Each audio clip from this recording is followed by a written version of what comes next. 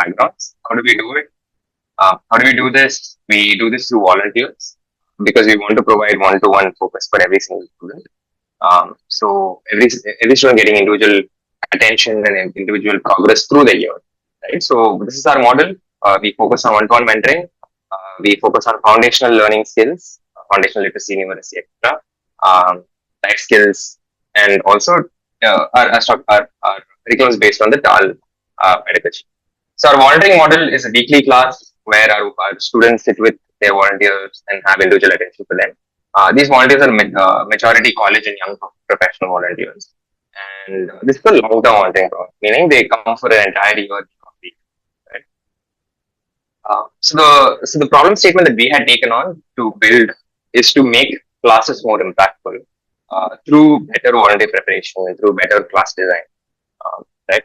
So here's a quick view of what happens at class week on week. So before class, our volunteer is asked, "Hey, are you showing up for class today?" We have an 80% criteria, so 80% of the classes we expect our volunteers to show in a year. So we're collecting RSVP to see if the volunteer is coming. We ensure that the students coming, and we ensure that they both come to the same session at the same class, right?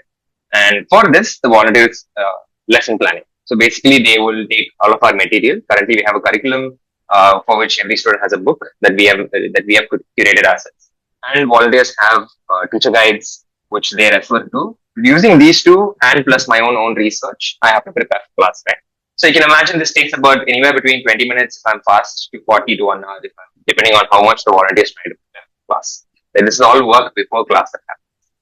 Right? At class, I get my student. I'm working with my student. I'm doing class, and then I can substitute for another volunteer if they're absent. This happens during class. Post class, once the class is done, volunteers sit together and debrief the class. They also fill student log, which is a place where we record what happened in the classroom, which is helping us improve classes, and a class quality survey is happening. And this is our entire workflow, right? Now, what we identified here as the core problem for this MVP that we're building is when a volunteer has a very busy schedule in a week and they are not able to develop their lesson plan because there's a lot of lesson planning friction. I need to go look at my lesson and then pick the right lesson. Then I need to go refer my curriculum and then see what is there in my book PDF, and then I need to refer to another PDF to know what are some techniques that I can do for this classroom, and then I'm spending all of this time preparing, right?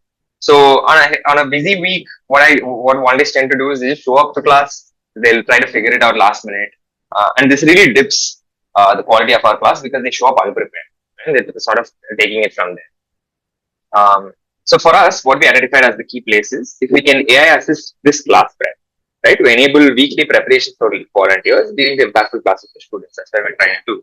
So what happens here in our solution right now is we have lesson plans created based on the curriculum, based on the learning guides, and based on the activities that we recommend. We curate and create lesson plans which AI retrieves, right? So volunteer is able to pick and say, "This is what I want to teach today." And first of all, we ask the volunteer, "Are you coming to class?" And then we ask, "Hey, what do you want to teach today?" And we give them a PDF. Right? So this really simplifies the amount of work that I need to do, clicks I need to do to find where is where, and brings it to me. Right? So there is a nudge happening for us if there's a class planning happening. And on top of that, what we have also layered here is to coach for the class prep. Currently, what happens is we have a human solution here. We have a leader who's an experienced volunteer who they reach out. Now because I need to talk to another person and that person has a workload, etc., etc. That is at scale that doesn't work as well. So here again, we want to ask this to me. So I get to talk to an AI which is trained on our curriculum, trained on our books, trained on the way we teach, trained on our methodologies, trained on the class structure, etc. So it's giving me input on how to prepare for class. It's asking me guided questions. It's helping me prepare and visualize my class every week. So this is the solution that we have come up with. Right? During the time in which we spent developing this, we identified key friction points by talking to our volunteers. We spoke to our user base, understood what's going on and where friction is. So key things that we identified is there is a lot of friction in accessing teacher resources. I need to go find it, and then it's taking a lot of time. Lack of nudges to build desired behavior. So nobody's really pushing them to do this every week. So they don't know what is good behavior, and it's not getting reinforced in the system, right? Support for class prep. Again, I need to go and ask somebody, or my leader will come and ask me, "Have you prepared for class?" But it's not efficient because it depends on so many people. Upskilling and coaching for tutors is another part, because we do have training videos that they can go look at, watch. We do train them in the beginning, but it's not enough. Week on week coaching is something that at scale we want to think. These are all friction points we identified when we spoke to our volunteers. Key insights that they also gave us is they want to retain autonomy for class plan, meaning that they don't want us to spoon feed every single thing, whereas they want us to remove some friction, right? So, which means that they want lesson plan to be somewhat standard so that they can take it and customize it. So they still want to be owners of customization, owners of how the class. They want to help us think them, like help them think through the class itself, right? That's the key place where they need some help. They just want to talk to something and then sort of process it. And they want to help with substituting classes, right? If they suddenly get a last moment, they get a volunteer because somebody else didn't show up. That sort of throws a spanner in their wheel. So these are the different things that we heard from our user base. So which led us to make three key choices. Choice number one is to retain our solution into WhatsApp because that's where our volunteers already live.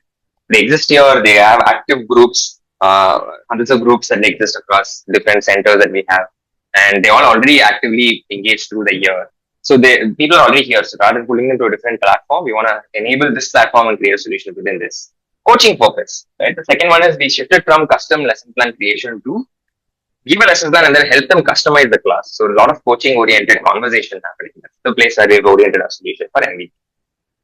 And to nudge the right questions, to nudge the right, anticipate the questions and ask it correctly. So this is where we're shifting our focus.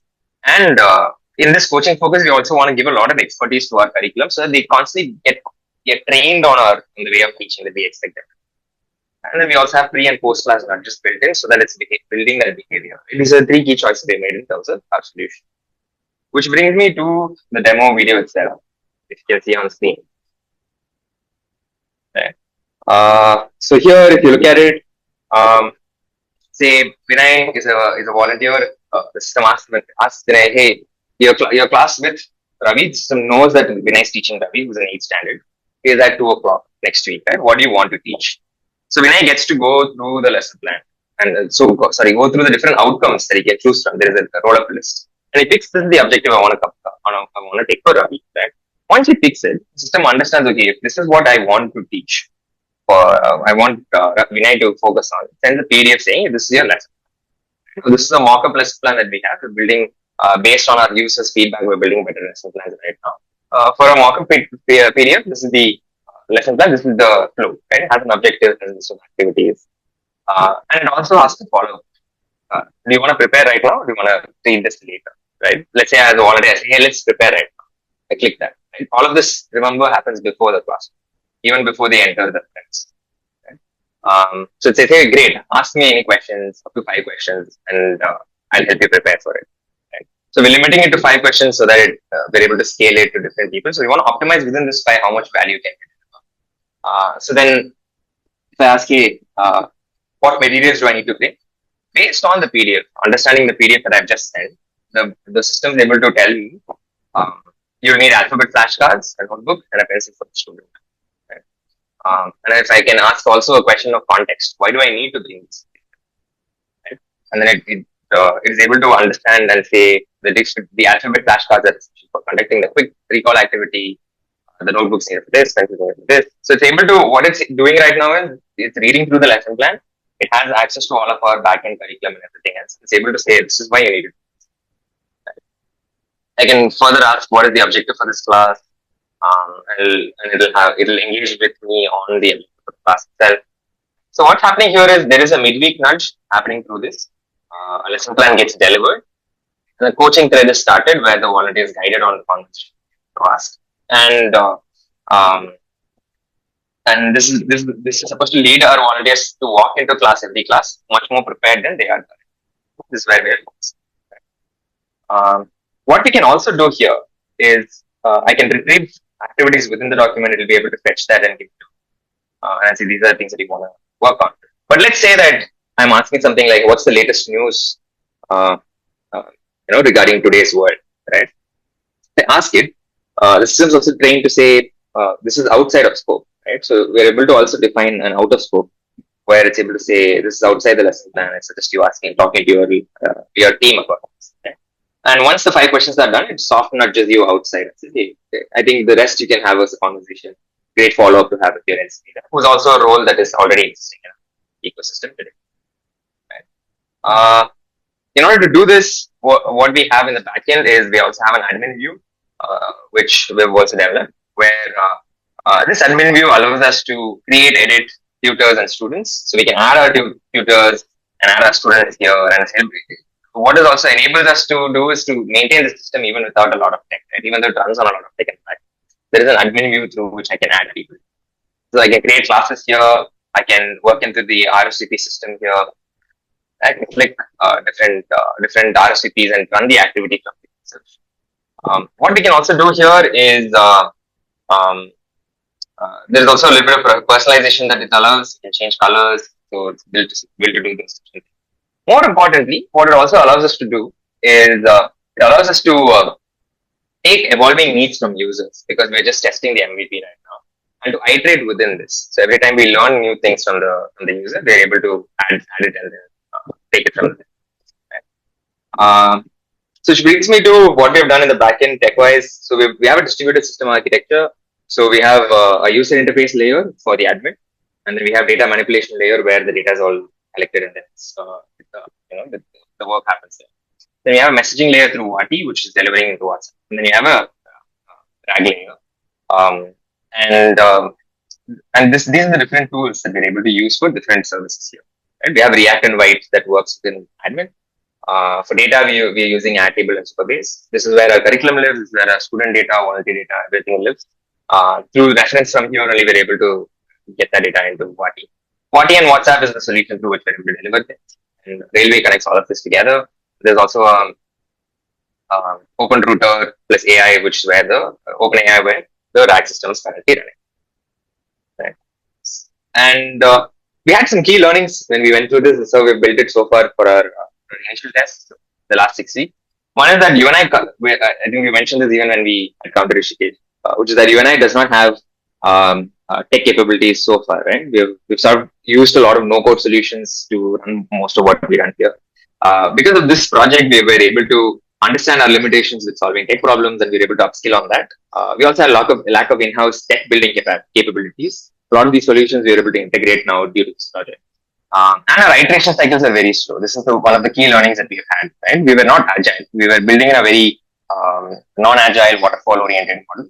Now we're learning to be more agile in terms of how we test, how we keep our user in the middle, and then we build around them. A lot of this has been our organization. Right. What's up next for us after this demo? Post this demo, we have a lot of work towards MVPing the pilot with volunteers. We want to iterate a lot of this. So here, the core goal here is accuracy, satisfaction, and usage. We want to run tests for each of this. We want to be more accurate retrieval of lesson plans, more accurate advice and coaching, better RCP tracking, all of this. Test for satisfaction.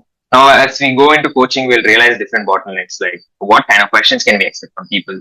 If I don't nudge the question, will they even ask in the first place? Those are all tests that we want to run and see how we can help build behavior.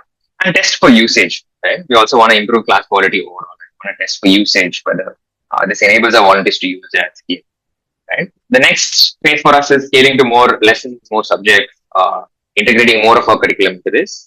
And down the stream, what we also want to do is to integrate our student knowledge into this. If you remember in the first slide, I said towards the end, volunteer inputs data about how the class went for a student. Now, this is rich student history data, which we want to enable within this ecosystem also. So the system has access to assessments and student history, which means for individual student, I'm able to coach my volunteer much better. I'm able to say for Ravi, this is exactly what Ravi's strengths are. This is where Ravi struggles. We're able to integrate that also into it. That's what we ultimately want to work towards, right? Which means that the system is able to ideally maximize for the amount of learning impact we can give for every student in a particular year. So this brings us to where we are headed with that demo right now. Hope that was understandable. If you have any questions, you can ask us. Thanks, Akshay, for the walkthrough.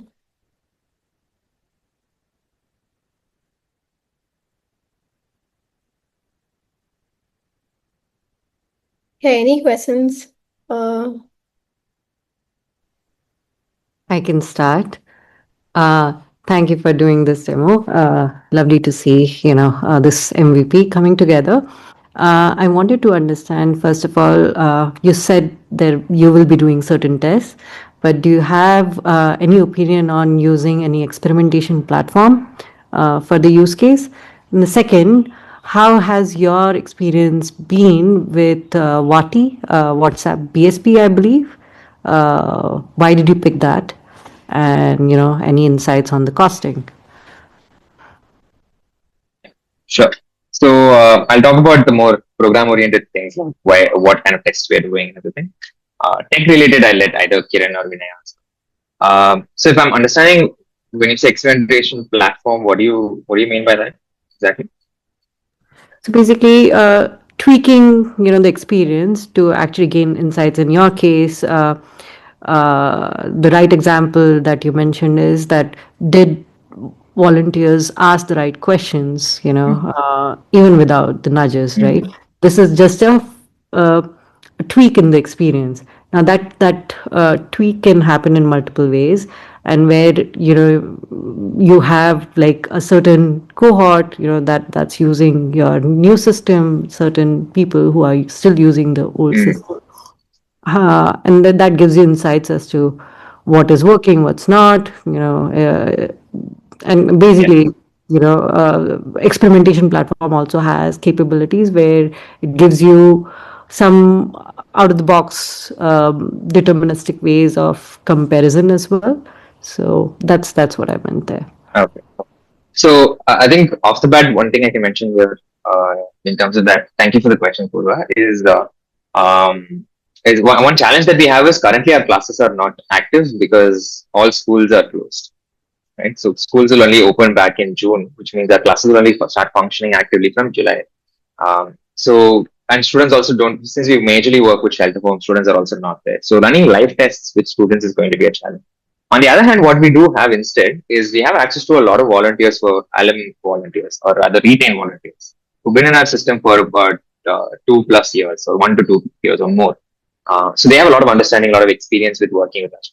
So currently, how we have started is we've started working with them, and whatever we've built so far, also we've shown them a lot of different examples, building smaller groups, control sets, showing them different examples, and then asking them for their opinion on different types. We've also done like solutions where we are not going and showing this is what we're going to do. Started at a more zero level and asked them what they like. Hey, let's say that this is the solution. What do you want? And we're having a lot of these conversations with our people. So that's how we've been able to build so far. In terms of the tests that we run, we are looking into getting a good sample set of people who have had experience teaching with our students, giving them different parts of a solution, and helping them use the solution to come back and give us answers. What we won't be able to do right now is to actually run it for 2-3 months and then say what is the difference between people who had the solution versus people who did not have, which is more of a real world test. We are keeping that for July, August, September, which may be outside of this cohort, but that's where we will get to run that part. Regarding the question for WATI itself, maybe Kiran or Vinay, you can take it. Yeah, I can go really quickly, and Vinay can maybe chat about how it's been to use WATI. Why WATI? Because we already had it in our tech stack. We had already used it. We had already paid for it. And so that's why we just continued to adopt WATI. Vinay can talk about how he uses it. Yeah, so just to talk about the approach, Purva, I think the reason we've been using WATI also is, like Kiran mentioned, it's something that we have a little bit of initial expertise with, but also we were initially considering whether we need to use WATI's automations and a couple of other products. But for the prototyping, at least we said we will start with, like you saw, we've separated the layers out, right? For a messaging service itself, we found that WATI works really well. Their APIs seem to be quite robust, and the uptime of the APIs and all that are quite good. So we're just using it simply as a messaging layer and not using a lot of their automations and all that. So in that kind of a role, I think it fits very well. So it's sometimes you might want to go to Facebook's Meta, and all that. What it does well is kind of abstract away a lot of that template, like creating templates, WhatsApp and all that. So I found that programmatically using templates, you saw a lot of these buttons that are there, like quick replies, yes, no, and list picker and all that, are very clean and easy to implement in code, right? So from my implementation experience, I found that it's very no nonsense. It works almost out of the box. That's one of the primary reasons we went with Wati, and the service is robust in my experience. So I hope that answers your question. Thank you. Since Yeah. we have very few minutes left, I think just 20 minutes for Madhi. Can we move to then Madhi? If there are any other questions, please feel free to reach out, drop questions on the WhatsApp group with the cohort that we have. Yeah, that I think we can keep the conversation going. But can we move to Madhi now? Gokul, are you there on the call? Yes, I am. Hi, hi. Hi. Perfect. Thanks, Shana. Just give me a minute. I'll just quickly present screen. Hi, everyone. Lovely to meet you all again. It's been a nice couple of months of, or actually a month and a half of a sprint since we last met. So we put together a few learnings and the progress that's been there so far. A lot of relatable factors with you and I. Lovely to see the work that you have done. We'll also reach out to you after this to get some of your learnings on how the lesson plan is created and things like that. Would love to share some of our learnings as well. Uh, okay, so keeping that in context, first I'll just quickly do a revision of the problem statement, right? So essentially, foundation literacy and numeracy being a crisis, where every teacher, at least in Tamil Nadu and different other states, is handling a multi-grade classroom. There are classes of 1, 2, and 3, and students of different learning levels sitting in the same place. Hence, for teachers to be able to understand what activities that they could do for children and how could they better remediate them was a problem, right? So the initial hypothesis that we went with is that we will use the assessments that the teachers do on a monthly basis. We had a speech-based assessment and a MCQ-based assessment for mathematics. And once that data comes in, and we'll have the coaches go observe the teachers, and that data will come in. Keeping both of these data layers, we'll give them insights, right? That was the initial hypothesis. And based on how is when we had created this whole thing, you might remember from our last meeting, is that we had some AI powered insights for student performance, understand what activities they could do for each child and so on. What we realized again this time when we went on field visits is that the first layer, which is for us to say that they conduct assessments and then based on it, they make decisions, we were sort of going back to the traditional methods of learning and assessing students. And what we realized was it was just one data point per month that was essentially driving a lot of decision making in our hypothesis, right? Which became the first catch. And the second catch was that the teachers weren't interested to do so many assessments. And what was also fascinating was they don't really go back to these assessments in time to check what they could do differently or what support the student needs, right?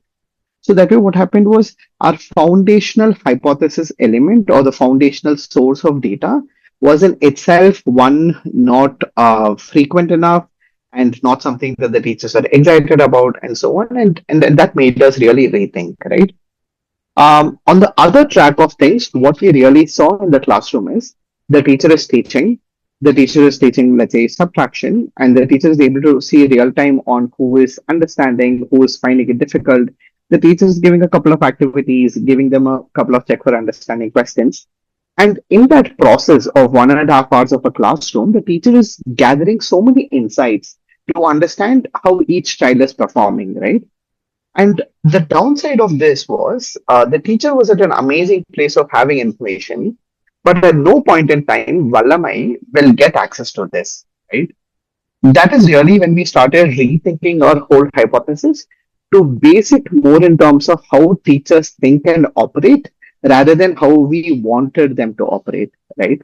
I think that was a significant first learning that I want to share, and anything that I'm presenting so forth is going to be based on that. As a result of it, what we are looking at creating is one, a very strong teacher second brain, right?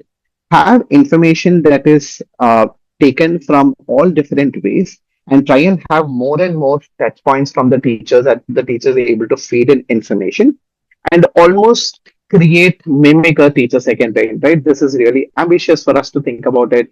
But what we really want to move towards is that because all of us also like different AI tools, etc. When we know that it has context to us, when ChatGPT's retention is higher, or if let's say Claude's integration with Obsidian is stronger, etc., is when we also really like it, and we're also able to see how effective it is for us, right? So that's the objective one. And second is to create more AI-enabled features, because what we really had earlier was just a chatbot where we were thinking that teachers could ask information and get information whenever they need.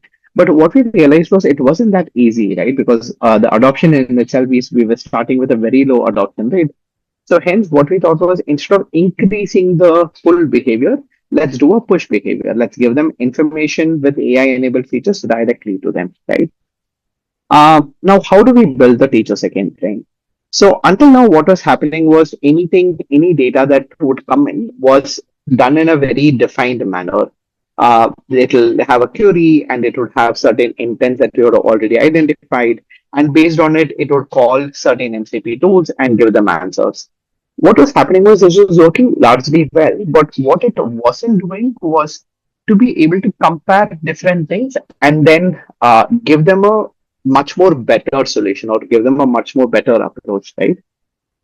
That is why we are creating this agentic system, which is essentially each of these different tools and MCP calls that are done for each of the layers, and then keep all of these into consideration when we are able to create the lesson plan and the daily remediation, right? So what we're hoping to do is, because currently we give a notebook, I mean, we give a teacher handbook across the whole state. It is the same lesson plan across the whole state. And we realize it is not sufficient for them to, customize it to their respective classes. So what we're essentially doing is from these information that the system already has, it tweaks it, makes it more relevant to them, and then gives it readily for them to implement. So keeping this in context, the first big feature as such that you're thinking of is the daily journal. So what we're requesting the teachers to do at every end of the day or after every class, they have 3 classes per day, English, Tamil, and mathematics. And after every class, just send us a journal, fill a journal to say that this is how my class went. So they are able to, we are still exploring with 11 labs to see if they can do a voice-based journal, or if they could input information in this, select the students who need more support. So this daily journaling is really a behavior that we are trying to sort of digitize it, because we know that some of the teachers have it written in certain places for compliance and other things. So we are trying to see if that can be done on the app itself. And this becomes a significant source of data for our AI tools, right? Based on the daily journal, then we have our lesson plan that's created, both weekly and daily lesson plan. And the daily lesson plan keeps getting updated based on yesterday's journal. Let's say, for example, yesterday I said that Gokul and Ashwin did not perform well, they need support. And so today's lesson plan would already start with, hey, why don't you give this one short topic for Gokul and Ashwin and then start with the class, right? So that way remediation happens quicker, faster. And we are also giving them an option to improve with AI. We are still saying that this customization is not going to solve for everything that a teacher would need.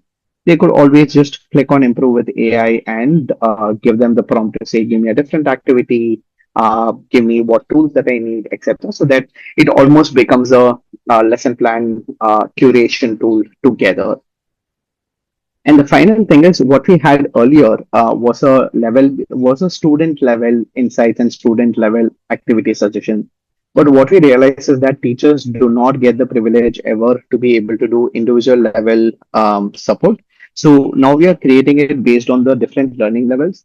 Arambu, Muttu, Malar are the 3 learning levels that we have in Tamil Nadu, and it will start giving activities on the level wise, and they could just select certain activities and then say add it to my lesson plan, and that will automatically get the lesson plan adapted. So these are the teacher facing set of things that we are doing. And in the back end as such, a couple of things that we have done is until now we were working with the LangChain model of creating all our queries and prompts. But now what we are also introducing are 2 things. One is we are introducing LangFuse to increase our observability and to run certain tests before when we take it to the users. So I think that's been a very effective addition to our process. And secondly, we are also doing YouTube transcription, because what the teachers also like is if they watch videos about activities. So we're taking a set of trusted YouTube channels, and then we take the metadata from it, and then depending on the activity that you're suggesting, if there are relevant videos, then the bot automatically picks those videos and suggests to them. So this is the technical approach, and one test that we're currently doing is to see what would it mean to have a single model do all the four analysis that we're talking about, or to have separate models identify or dive deeper into each of these concepts, right? So, for example, there is a curriculum model, there's a journal that just evaluates all your journals, performance model that checks for student performance and teacher performance and then suggests things accordingly. So we found that model B, even though it is slightly higher in token consumption and takes about 5 to 6 seconds of additional time, it is able to give a lot more effective and appropriate correctness score. So we'll most probably experiment more and more with model B of doing things. And yeah, I think this is pretty much how we are setting up the backend infrastructure. We are trying to create some test data ourselves using Ragas, and then try and see how it works well within our test systems before we take it live. But having said that, I think this is really the plan that we have in place. We are ambitiously hoping to complete all of these UI and backend changes by May 20th, so that we are able to do some level of testing by for 10-15 days before our next demo that we have. Yeah, sorry that I had to rush through it, but I'll just quickly pause to hear your questions, feedback, suggestions.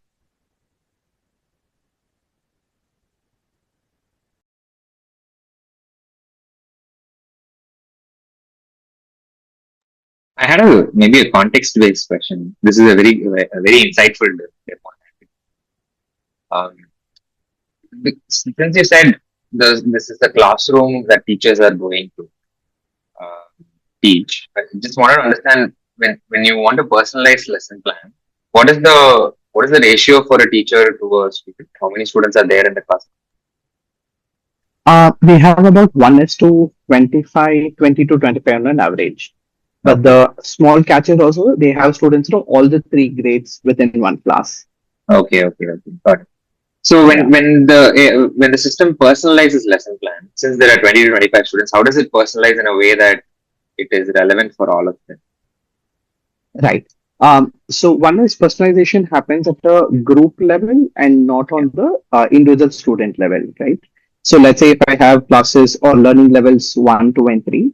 So if let's say the learning level 1, I have 15 students, and learning level 2 and 3, I have, let's say, lesser number of students, then once in the time calculation, it automatically gives more time into the number of students who are there or the number of students who need more support. We are creating something called as a struggle density, which is to say out of 20 students, how many students are struggling on a particular topic, and accordingly, my time spent on that is higher. So we are keeping the learning levels and the struggle density as two different scores to sort of customize the time spent and the amount of activity done for each. Okay, got it. So what is the overall time of the class? 1.5 hours per subject. Okay, so in 90 minutes, if I'm a teacher, what I'm doing is I get this personalized solution, which is a lesson plan, and this is curated in a way that it accounts for the group size and for the difficulty in processing the lesson at group level. Absolutely. And my 1.5 hours is calculated in such a way. So if I know that the largest group is struggling with this particular area in the lesson, then I'm assuming like out of 90 minutes, I'm spending like 35 minutes on this, so that they are able to catch. Meanwhile, the others are also getting a good revision of the lesson, right? Correct. So essentially the activities will have all the three tracks, right? So when I'm teaching one subject, one class, what are the activities given for the other two classes? So all of it is also catered in, so that the teacher doesn't have to really put in a cognitive load to identify how to keep the other students engaged. Okay, got it. So because I was asking all these questions because we had a lot of thought. We had a lot of discussion around personalization itself, like the value of personalization, how much is able to add. students and everything. We would love to learn from the insights that you have from all your findings. So we can connect after this later. But thank you. This is Definitely, very. definitely. I also wanted to just say I love the name choices for all the features. And then it's very contextualized to Tamil Nadu since your solution is majorly implemented. Yeah, really nice. Thank you. Perfect. Thanks, Akshay.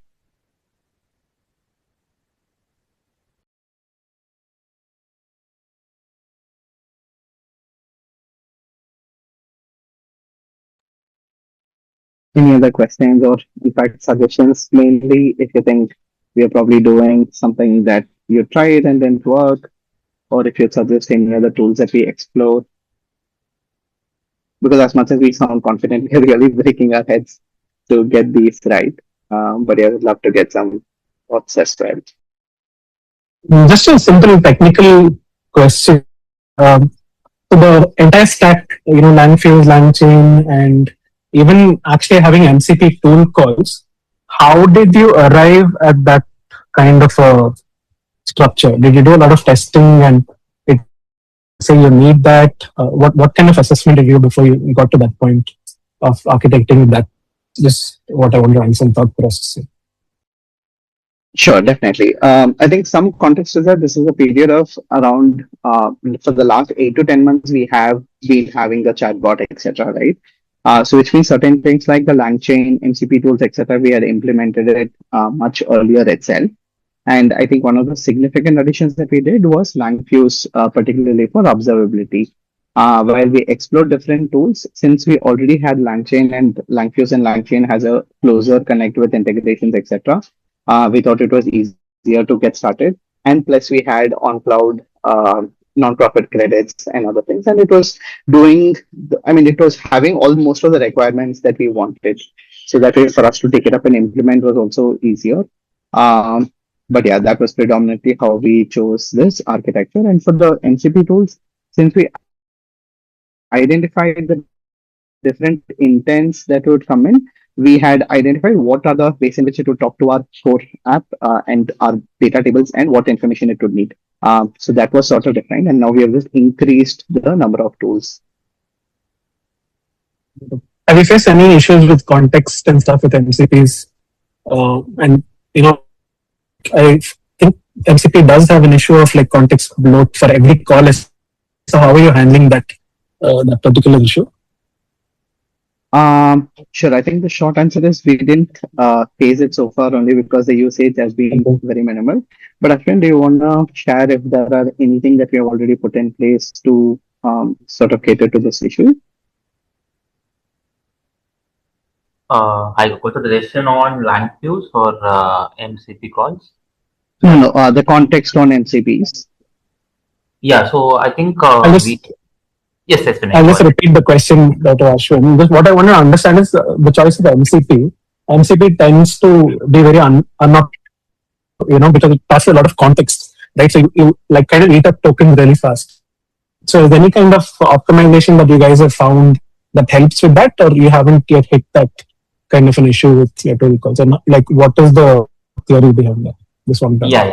So here we actually work with a very limited context of teachers, students, and the data related to that, right? So our system in itself is not very complex when compared to something like a ERP or that kind of enterprise system. We have very limited context with respect to data and also the type of data we have. So in that case, we specifically define what kind of APIs or MCPs that we specifically allow for our system or AI agent to access to. So we do not allow we do not have open access and say you have open access to everything, choose whatever you want. So we have very restrictive access. We have role based access and things like that, which we have defined previously, and only from that playground it takes the data and works with it.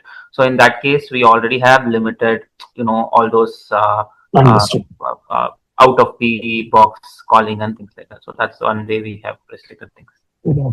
Okay, thank you.